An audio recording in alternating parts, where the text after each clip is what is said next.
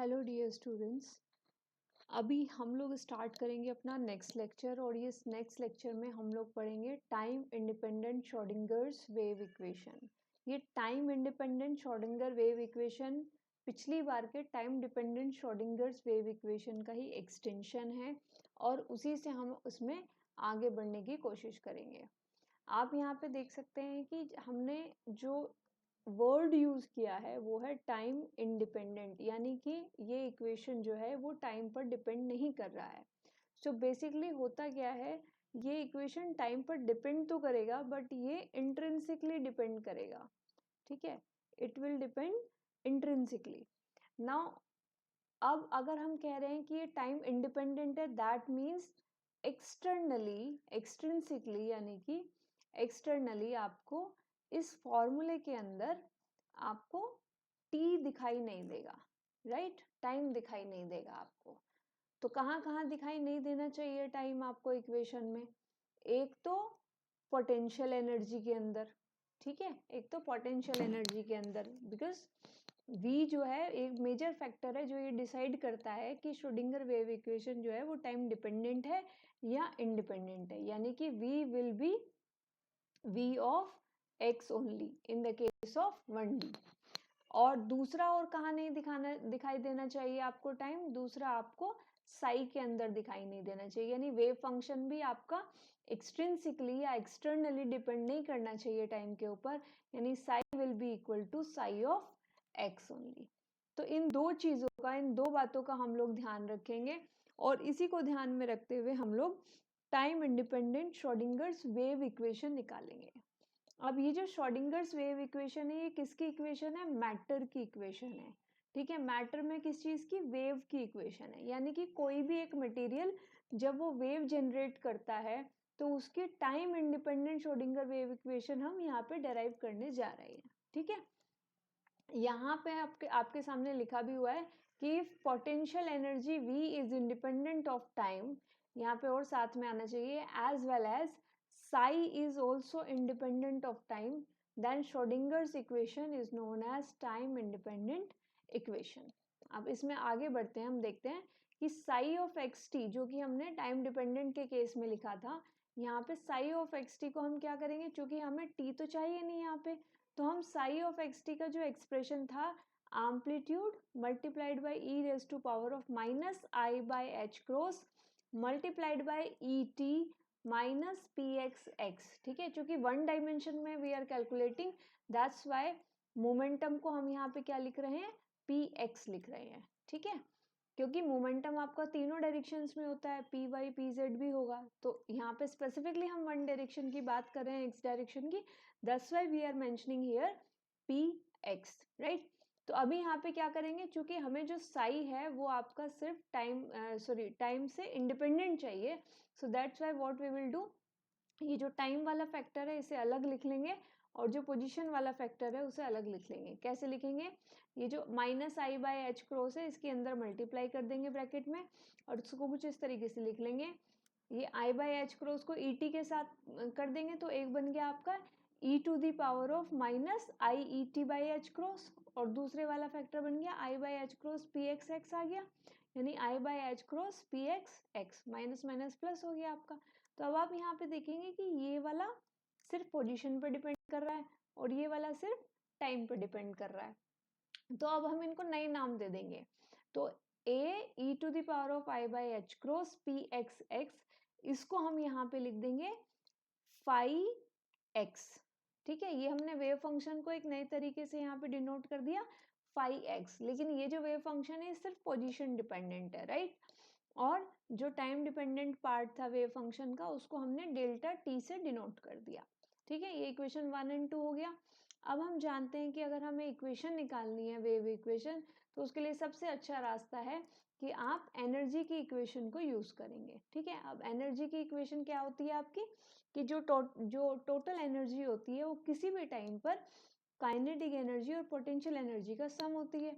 Kinetic energy is equals to p square by 2m plus potential energy, चूंकि हर case में अलग अलग होगी तो पोटेंशियल एनर्जी को हम यहाँ पे v से ही डिनोट करके रखेंगे, क्योंकि v का फॉर्मूला फिर हम तभी उसी पर्टिकुलर केस के हिसाब से लगाएंगे। ठीक है, अभी यहाँ पे आप देखेंगे दोनों तरफ अगर हम साई से मल्टीप्लाई कर दे तो इधर हो जाएगा ई साई और यहाँ पे आ जाएगा p square psi by 2m plus v psi. तो वो आपका इक्वेशन नंबर 3 में आपको दिख रहा है यहाँ पे e psi equal to p square psi by 2m plus v psi. ध्यान रखना हम टाइम इंडिपेंडेंट श्रोडिंगर इक्वेशन निकाल रहे हैं, तो जब भी इसमें टाइम का फैक्टर आएगा उसको हम यहाँ से निकालने की कोशिश करेंगे। अब यहाँ पे हमको अगर हमें इसे श्रोडिंगर टाइम इंडिपेंडेंट इक्वेशन बनाना है तो हमें यहाँ पे एक तो ई साई की वैल्यू डालनी पड़ेगी और एक पी स्क्वायर साई की वैल्यू डालनी पड़ेगी। ठीक है, v psi as it is, क्योंकि वी की वैल्यू हमें particularly on that based on that available case, जिस भी केस में हम ये इक्वेशन लगाएंगे वो तब की तब कैलकुलेट होगी। अभी जनरल इक्वेशन हम लोग कैलकुलेट कर रहे हैं। तो अब आगे आ जाते हैं, ई साई और पी स्क्वायर साई की वैल्यू हमें निकालनी है।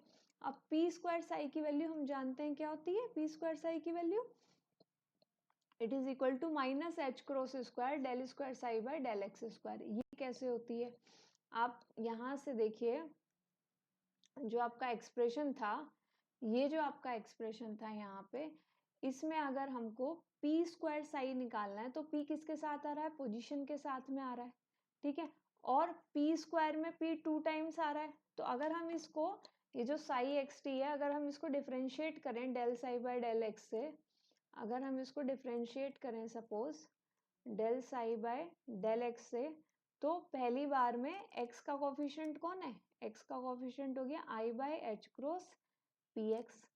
ठीक है, तो इसको डिफरेंशिएट किया तो क्या आ गया, पहली बार में i by h cross p x. ठीक है, और बाकी की चीजें सब एज इट इज आ जाएंगी। ठीक है, तो वो साई के इक्वल आ गया। अब दोबारा डिफरेंशिएट करोगे तो दोबारा i by h cross p x आ जाएगा, यानी कि इसका स्क्वायर हो जाएगा। ठीक है, और साथ में क्या आ जाएगा, यहाँ पे साई आ जाएगा। तो ये आपका किसके इक्वल हो गया, आई स्क्वायर हो गया -1, फिर हो गया यहाँ पे P square P x square. ठीक है ना, साई और पी स्क्वायर के नीचे और क्या है, एच क्रॉस स्क्वायर। तो अगर तुम्हें पी स्क्वायर साई की वैल्यू चाहिए तो एच क्रॉस स्क्वायर को इधर भेज दो। ठीक है, आगे ये value minus h cross square del psi by del square psi by del x square. यहाँ पे इसको जरा डबल डिफरेंशिएट किया था तो इसको यहाँ पे उसका भी सिंबल लगा देते हैं। ठीक है, तो अब आपको ये समझ में आ गया कि ये कैसे आया, minus h cross square del psi by del square. अब ये पी स्क्वायर साई की वैल्यू उठा करके हमने यहाँ डाल दी इक्वेशन नंबर 3 में, तो वो वैल्यू यहाँ पे डाली तो आप देख सकते हैं पी स्क्वायर बाय 2m था, तो ये इतनी जो वैल्यू है ये आपकी पी स्क्वायर साई की वैल्यू है ये रही, और डिवाइड में 2m प्लस वी साई। ठीक है, ये वैल्यू यहाँ पे पुट कर दी। अब देखो इसी से हम जो है श्रोडिंगर टाइम इंडिपेंडेंट इक्वेशन निकाल लेंगे, हमें ज़्यादा मशक्कत नहीं करनी है। हमने साई को कैसे ब्रेक किया था, 2 फैक्टर्स में ब्रेक कर लिया था साई को हमने, क्योंकि Sai was the function of x, t। तो इसको हमने एक तो फाई एक्स यानी सिर्फ पोजीशन डिपेंडेंट वेव फंक्शन, और एक डेल्टा टी यानी कि टाइम डिपेंडेंट, है ना। तो इसको हमने 2 में ब्रेक कर लिया था।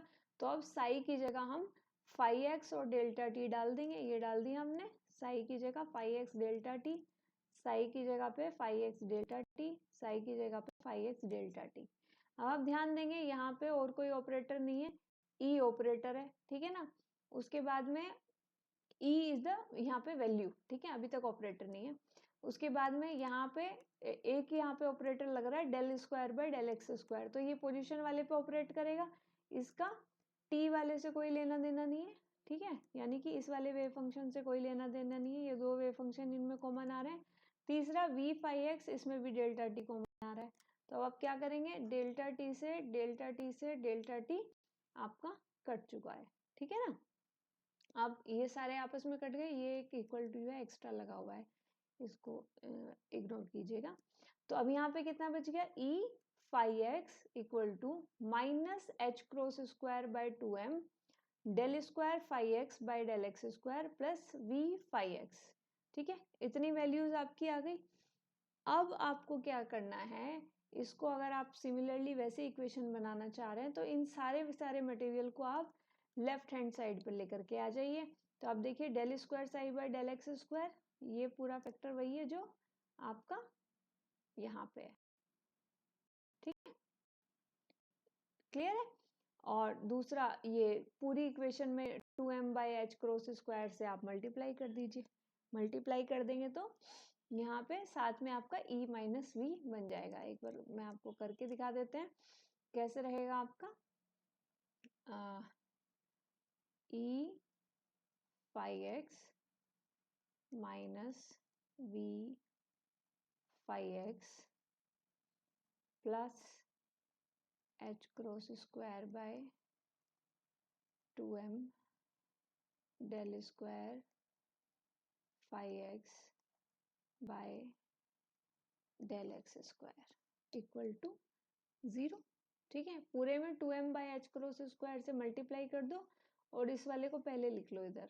तो ये आपका क्या बन गया, पहले लिखते ही del square psi 5/del x square plus 2m/h cross square multiplied by e minus v. ठीक है, 5x आपका यहाँ से कॉमन आ गया equal to 0।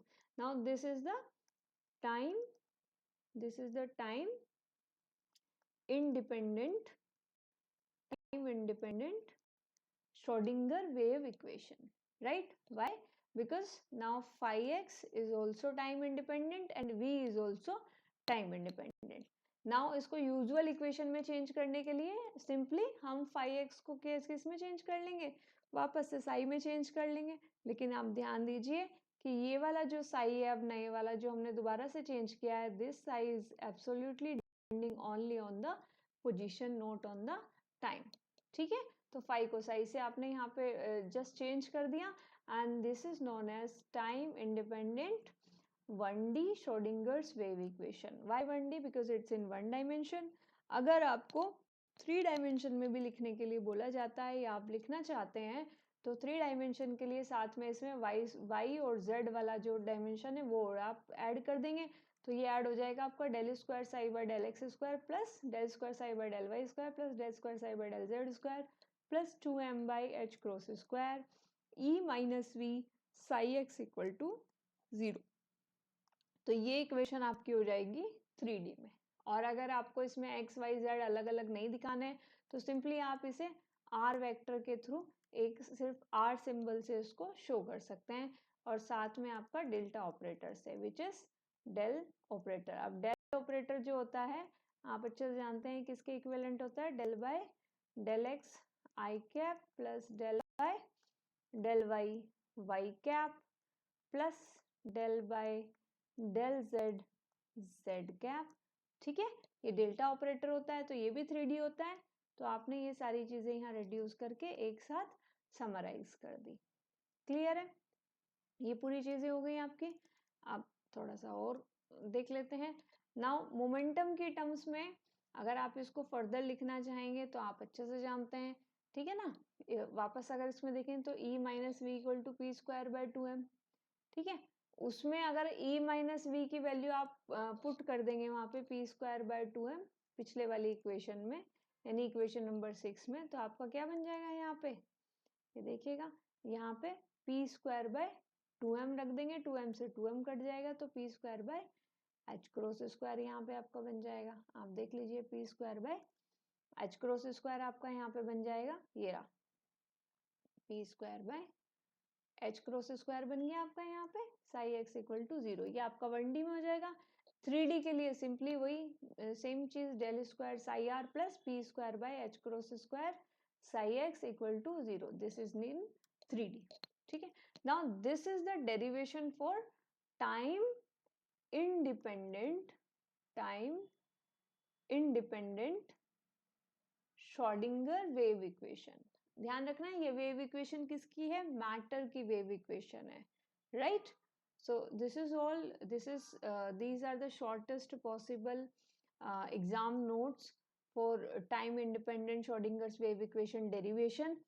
All the best for your exams. Do share it with your fellow students to help them out, and do share and also subscribe it for further lectures on the engineering physics।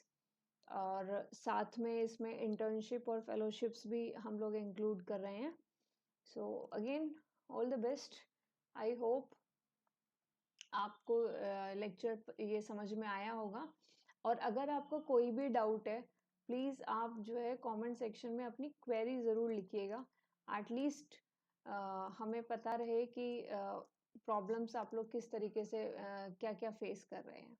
ठीक है, thank you and again all the best, bye bye.